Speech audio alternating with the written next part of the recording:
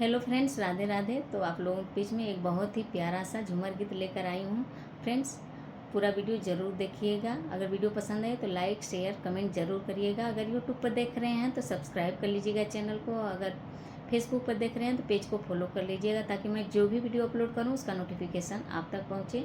और फ्रेंड्स, अगर वीडियो पसंद ना आए तो आप डिसलाइक भी कर सकते हैं। तो आइए चलिए शुरू करते हैं।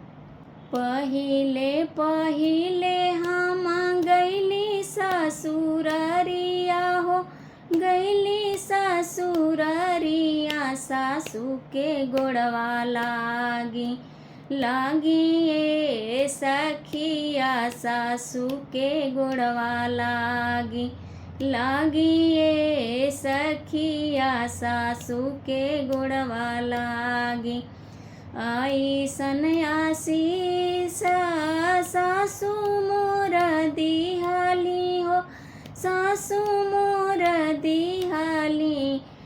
बैठौआ खाली होवे होवे बहुआ, बेटौआ खाली होवे। दूसरा बोला मन गईली ससुररिया हो, गईली ससुररिया। जेठानी गोड़वा लागी लागी ए सखिया, जेठानी गोड़वा लागी। आई सनासी जेठानी मोर दिहाली, जेठानी मोर दिहाली। बिटियावा खाली होवे होवे गोतिनी, बिटियावा खाली होवे।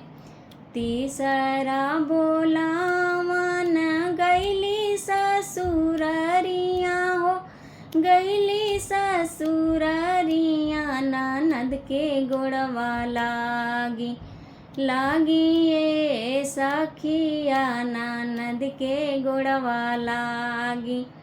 आई सन्यासी ननद हमरो दिहाली, ननद हमरो दिहाली। भतीजवा खाली होवे होवे भौजी, भतीजवा खाली होवे होवे भौजी, भतीजवा खाली होवे।